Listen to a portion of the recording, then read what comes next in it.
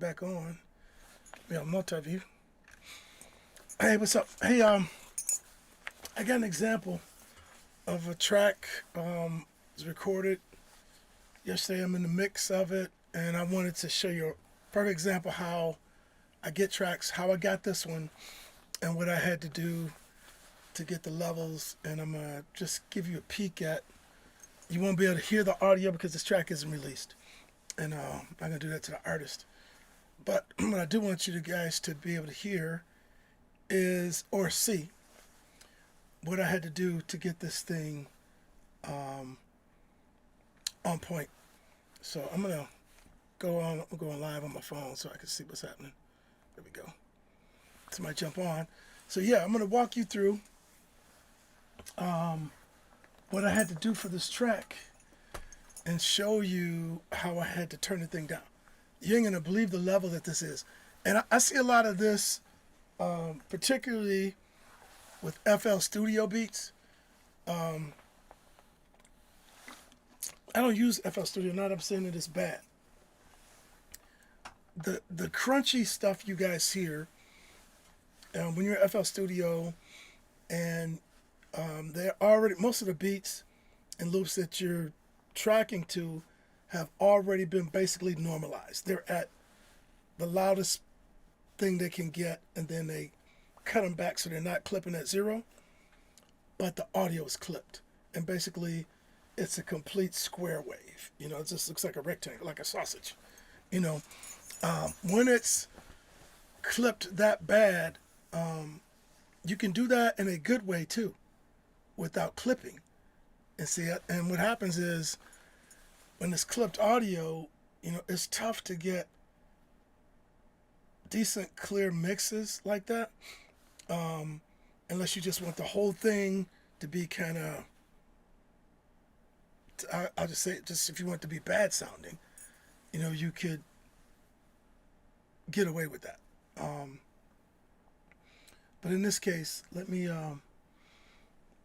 take a look, and I'll pull this up, and I'm gonna play the loop. I'm gonna get you guys to my let's get to my, and I'll key myself in. All right, so the meter that I have showing, if you get on here, is the Clangham. I talked about that. I won't go through, you know, where all this comes from and all that. But anyway, this meter, I'm gonna play it, and it's gonna be this track I'm gonna highlight up here, and I'm gonna play it from the area where the artist started. The music comes in, actually where the verse starts. Like I said, you won't hear anything, but you will be able to see the clipped file. So it's gonna be not just clipped. If I could play it, you'd hear the clipping. You could hear it. Because when it's like 808s, it sound like that buzzy 808. There's some sounds like that, but many times it's clipped. It's a clipped audio file. And so I'm going to play this one from where the verse would start on the song, and I'm going to loop it through this loud section that I'll highlight right there. And I can blow it up some for you. Oops, I didn't want to change. I didn't want to change that, huh? Let me put that back. Yeah, I'm going to do that. Okay, there we go. Back to the zero. I wanted to blow up my screen size like that so you could see that big file. There you go. All right, so you can see that, and let me get the big meter. The meter's going to be huge, so I'm going to move this back over because we're only going to be playing that section that's highlighted. And I want you to be able to see how loud this bad boy is. And this is no joke. I got my speakers turned down. You shouldn't hear any audio because I got things muted on the output side. Let me play this for you.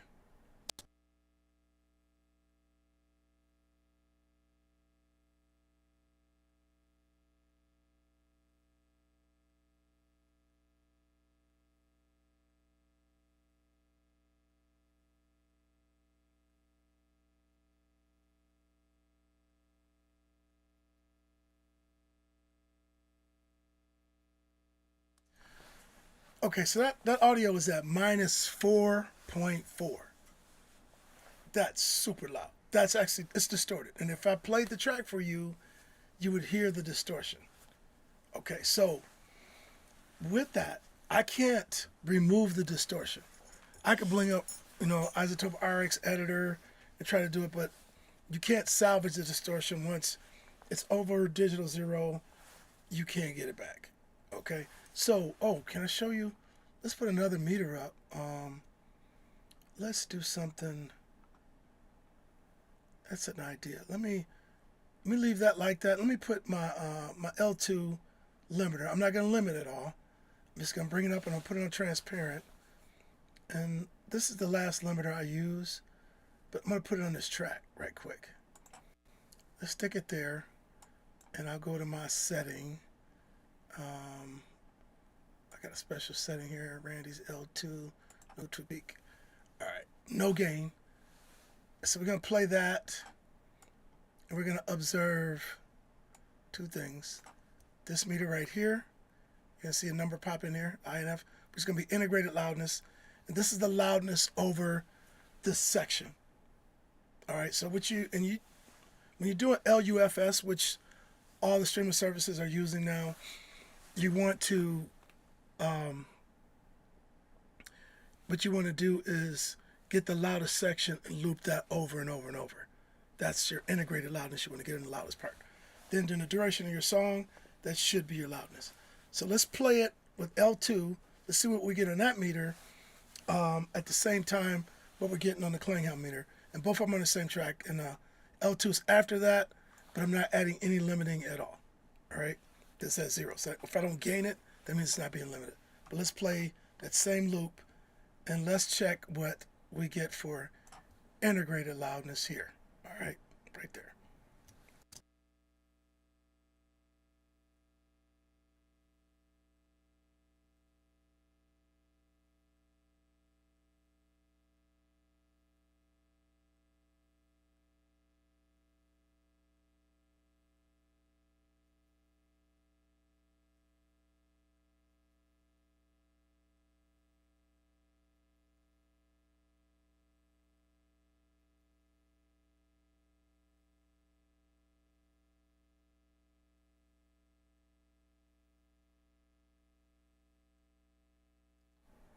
Okay, we got integrated loudness of minus 7.1. So they got 7.1, and if you heard this track, it is distorted. I can get minus 6 without distortion, and my file doesn't look like that on my master.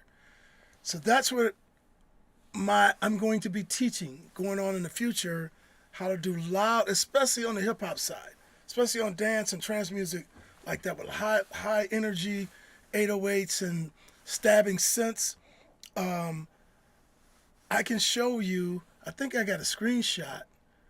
Let me get to that. I'm sure I have a screenshot of my mix. I thought I had it. Oh, it's on the mastering side. But I do have a photo. I have a photo that I could probably bring in that I did show on my last stream where I was at minus 6. Minus 6.2 with no distortion. And my client was blown away. He called me, he was like, man, what in the world did you do? And, it's a tool that I'm going to teach. And however, not only is it just the tool I'm going to teach, it's the tools I use too, man. It's the tools I'm using. Like I said, I'm not doing all the stuff that's not happening in the box. This Pro L2 is the last thing in my chain. The very last thing when I'm mastering. So yeah. And this, I'm on my mix side. So I use same computer with separate drives. One runs all my mastering stuff. The other one, this is running my mix stuff. And so yeah, it's only a minus 7. I never checked that, but I did check the peak. Now, I'm going to play my track. And then I ended up gaining this thing down, saved the file, and in Pro Tools, this is what happened. So I'll leave that meter on the brown one, beige one or whatever, is for this loud track right here. And this one down here, and as a matter of fact, let's highlight the same part from the verse. Let's go to verse to the same section, and I'm going to highlight it on my track too. So the light green one is the one I'm working on now. And so if I take and play this now, which, like I said, you won't hear the audio because the record isn't out, but you'll be able to see the example I'm talking about. I'm going to bring up the meter. Take the Pro L off the other one. This is the first meter of the actual track. And I gained this track up 2.9 dB. Let's take it to 0.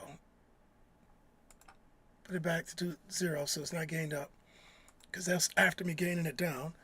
And then let's play. Let me get back, make this a little bigger for you. Hold on. Select my section again. I started at the verse. And I'm going to go, let's go from here to about here.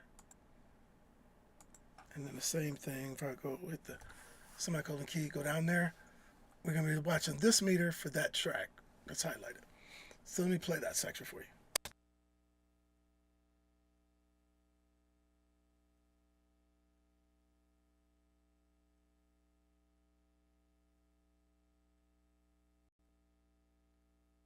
So I gained that bad boy to minus 18. I've turned it down. You saw it was like at minus 4.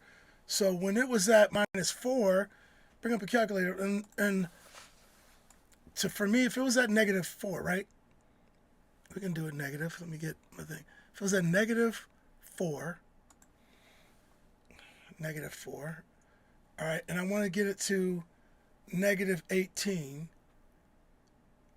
I got to go plus 18 negative equals, that's like, I had to turn it down 22 dB.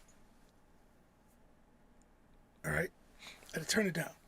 So let's do it this way, make it easier. So if you're at 18, you want to get 18, you're at 4, minus 4.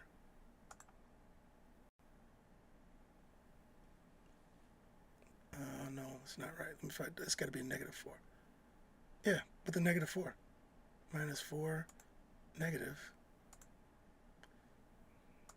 Forget this. Minus 18. Minus 4 negative 22. So I turned down 22 dB, which was a lot. All right, but that got me, you can see where my track is playing.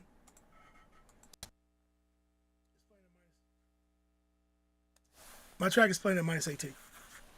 All right, that's where you want to track your song to. That's where you want to mix your record to. And if I were to, but you guys won't hear me if I change my set. I think we might be able to do this. Let me see. We'll do it this way, because you guys won't be able to hear it. It's not coming through the side of the system. So what I'm going to do is turn on, no, before I do that, I'm going to do something else. So I said mine is at minus 18, right? And so, but I tweaked the audio, okay?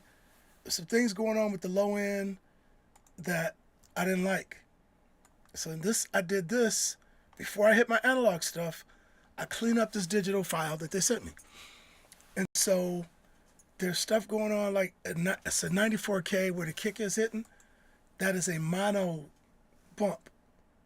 So I went and with the Fab Filter Pro Q3. You can't do, well, I don't think you can't do this with any Avid stuff. I don't think. Maybe their newer one, but this one is a better analog sounding piece. Though it's a digital EQ, it's really good. So I set the stereo placement to mid because I only want to tweak the kick drum. All right, I want to kick on the mid. So what's in the center, that kick drum and 94. There's an acoustic kit and there's a 808. Bass. So if I play this, you're gonna see this.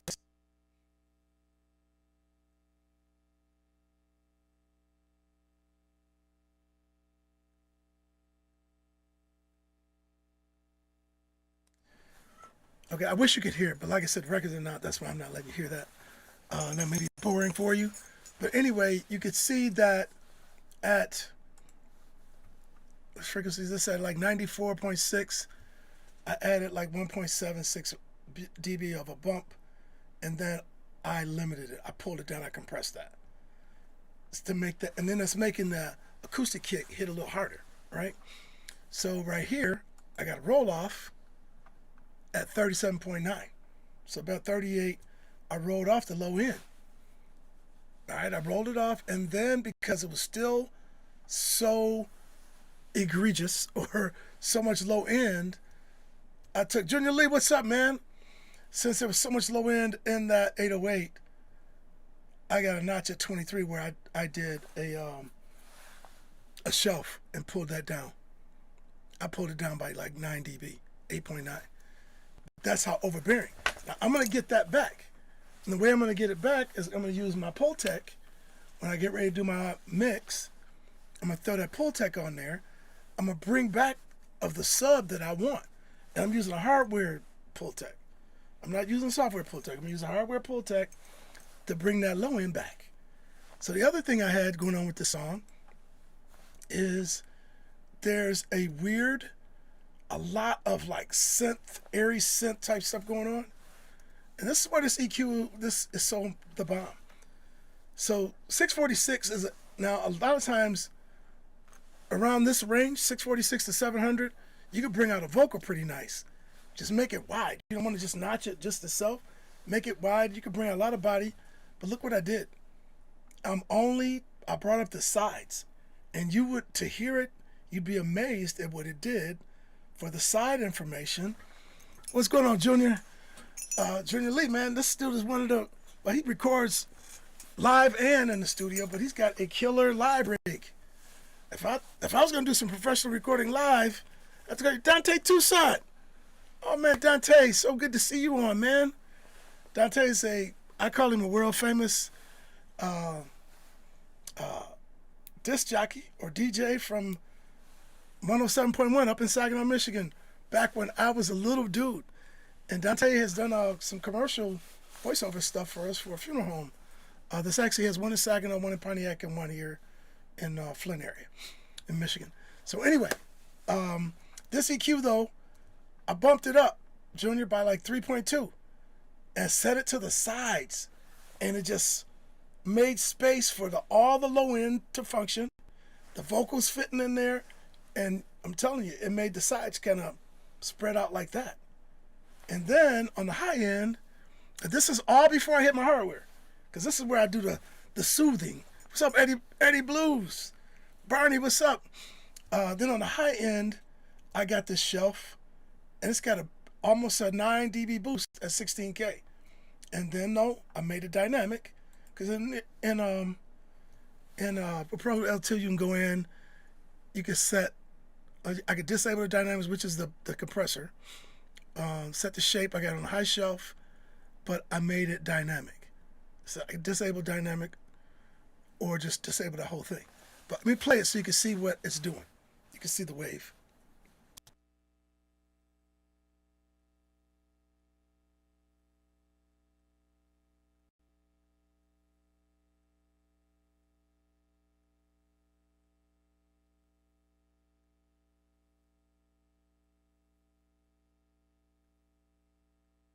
So you saw in some spots where it's pulling down the high end information, and then we play again where the 640, what is that, 646 is.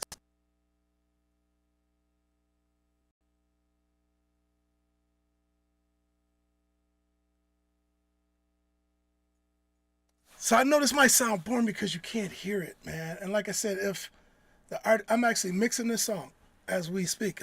Took a break to show this because that's what I had, Eddie, and Junior, man. When I had this track came in, I'll just show you guys right quick, and we'll get back to my EQ. So the track came in, and I'm gonna play it. This meter right here is the track how it came to me, and this is a 2-track that they sung to.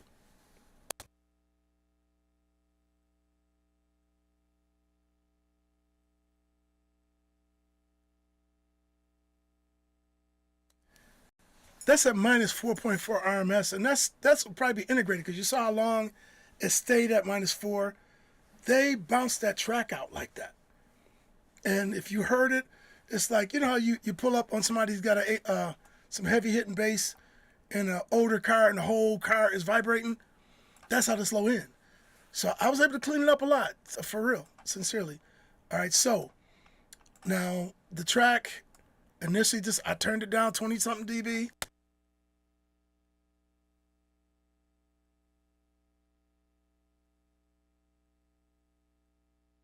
From minus 4 up here at the top one, and then down here is minus 18 on the track. Now, remember, I did the track, and then I put an EQ. So let's turn off the loud one for a minute. Get rid of that meter. Then I went out of the track. I went into this EQ. All right, got the track playing minus 18. And then I put another meter, though. This one, this blue meter, this is after the EQ. So if I could stagger it like this, got the EQ up here. So we're going in the track, up in the green, to the EQ, out of the track, and look at what level we're at. And this, I'm going to show you what I had to do.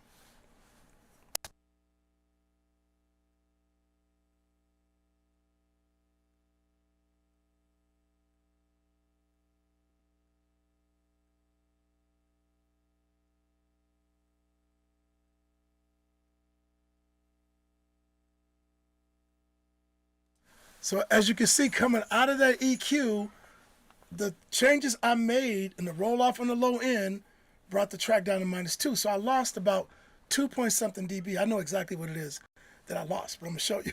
So here's my track, right? That's the minus 18 track that when I saved it, brought it back in, this is my digital 0 now. So I'm going to turn it up 2.9.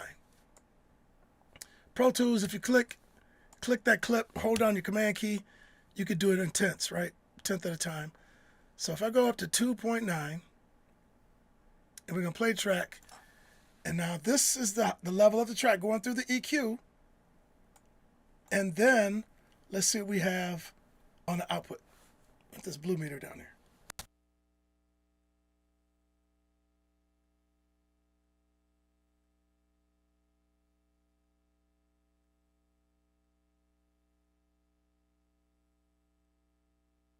So I'm back to like minus 18.1. That's where you want to mix at, man.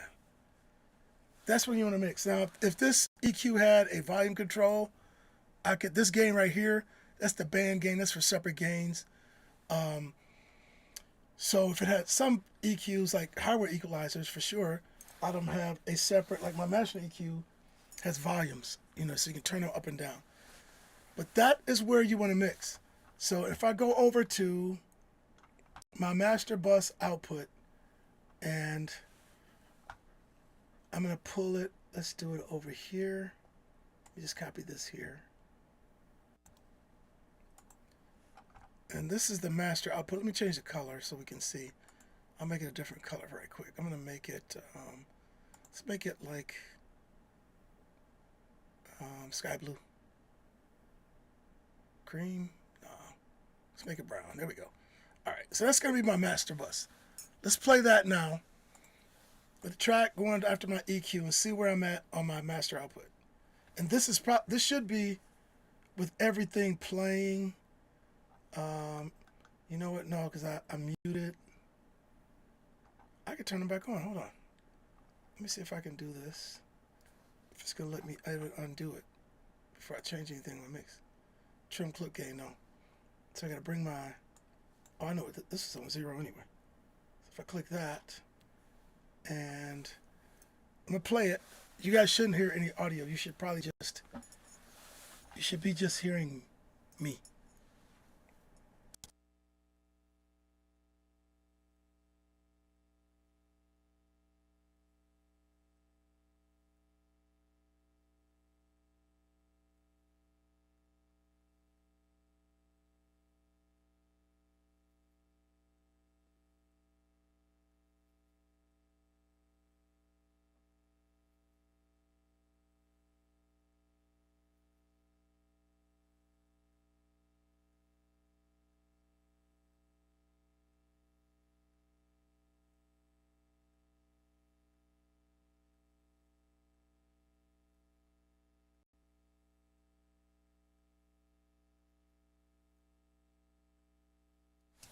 Okay, so my master bus is a little light, a little bit under -18, but I could turn that, I can gain that up. What I'll end up doing now is I will set all my buses, like the 2-track bus, I'll do my background vocal bus, and then I'll do the lead vocal bus, and I will take and gain those down, right?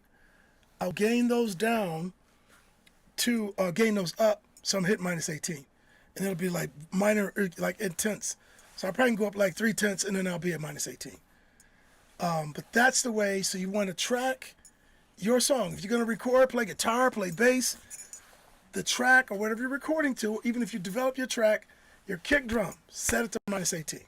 Put a meter on it, get it -18. Then everything you're doing in your whole mix will be -18 on the end. Makes it easier for me and anybody else who's gonna mix your track. Or if you bump it down and master it, the only thing you're gonna probably want to do, because you're gonna probably say, "Oh man, it's not loud enough." When you want to listen to it louder, just turn up your master fader, right? Your final output fader.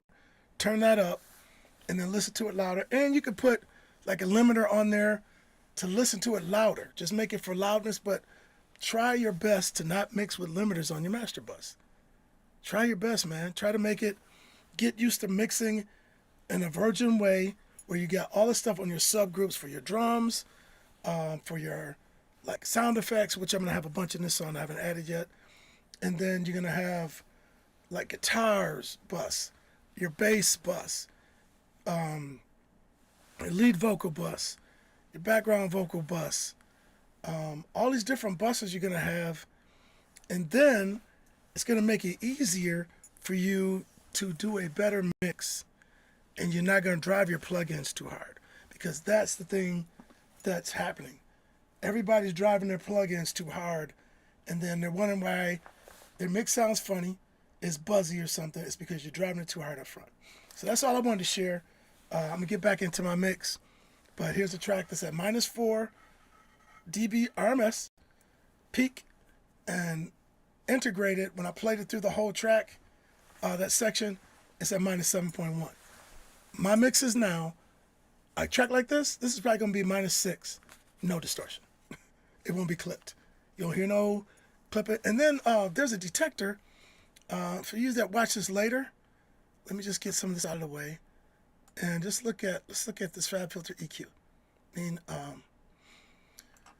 so on the Fab Filter L2, I want to get that back up. Let me close that.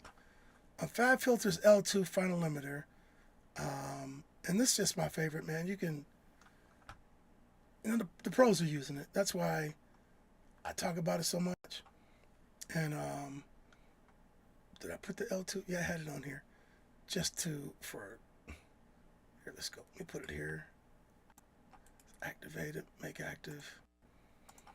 All right, on this EQ, when you're playing this, let me get back to it here. I don't want you guys to see that. Keep myself back in. So on this compressor, this limiter, your final limiter, you can listen to what is happening to the wave file. And I'm gonna play that same section. I'm gonna show you. I wish you could hear it, man. And I can't feed that to you right now. Simply because, it's not, this record isn't out. All right. And I don't have permission to do that. So anyway, let me just play it again, the same section, and then I'm gonna show you, as you're gonna see me gain this up on the left side. I'm gonna start pushing the gain up. You're gonna start seeing, and I'll show you. I'm just do it right quick.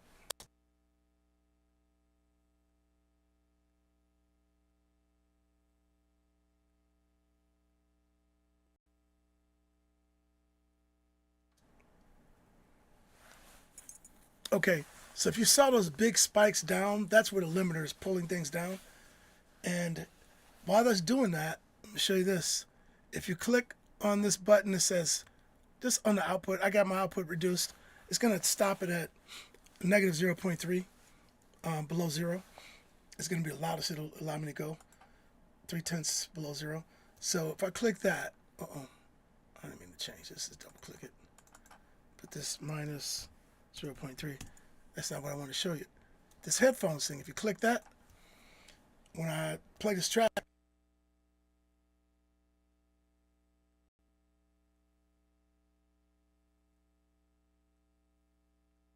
that's the detector circuit that lets you hear the distortion, those big drops in there. So what I do, once I do something like this, the track is looping, right? On the loudest part on my master, I'm going to go and grab this track and I'm going to start pulling down the gain control. I'm going to pull that gain control down until those big spikes are barely there, and when they're gone, there's no distortion. Now, some on a kick, you can have like a little blip, and you barely hear this light little snap, man. I'm serious. And you shouldn't hear no more than that if you want a clean record. Sometimes you can get away with more distortion, but I'm going to show you how I do it.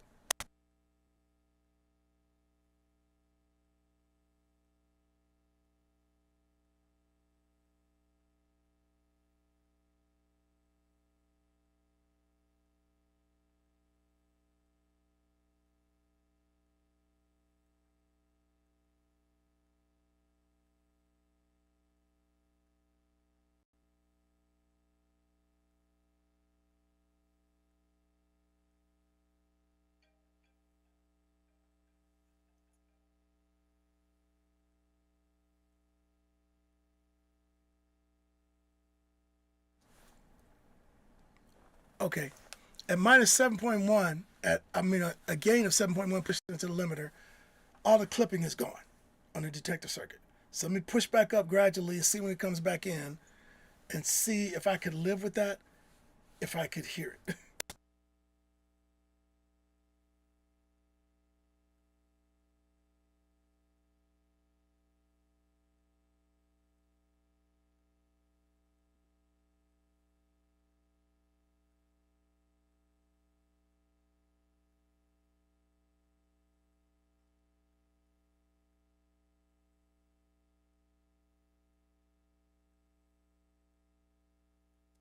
Okay, so I gained up to 7.2. That's a lot of gain because this isn't done. Like when I hit my hardware, by the time my limiter, this thing right here, the most I'm gaining up is probably 1.5, maybe 1.8 dB of gain that I'm pushing into my L2. And this is what finalizes my masters.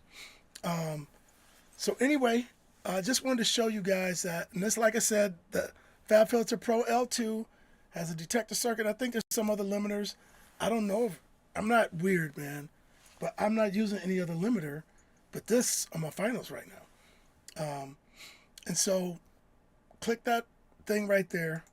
When it's off, it's normal. When you click that on, it lets you hear what the limiter is doing to that signal. And so if it's clipping, click, little clicks, and you get those big drops, it's gonna be, you hear the actual distortion. And that's what I heard in that track. All right, so now you can see there's nothing there. What do I want to say? Not the aesthetics. I can't even think of the right professional word to say, or a big word.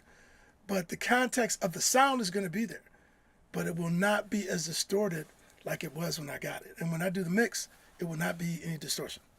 Besides stuff that in that 808, I did some things to the 808 to massage that with this EQ that I showed you. And because I'm going to gain it all back up. I'm going to gain it back up. And I showed you that with this EQ right here, the Pro Q3. So yeah, thanks to everybody that jumped on, man. Like I said, I get on here and then I get excited about audio, bro. I'm really excited about my work and what I do. And so thank you for coming on this few minutes. Hopefully, I don't know if Tommy Lasseter got on here. I actually texted him. He's probably recording. Junior, you probably know all this stuff, man, when he was on here. But anyway, hey, that's what I do. Just to talk about loudness, which this track was too loud. And if you're recording that like that, then you're going to try to record your vocals around that level and pulling down your fader and stuff. Turn the clip down, man. Clip gain the signal down. Put your meter on it, get minus 18. All right, have a good night. Thanks so much for everybody that jumped on, and I'll see you guys soon.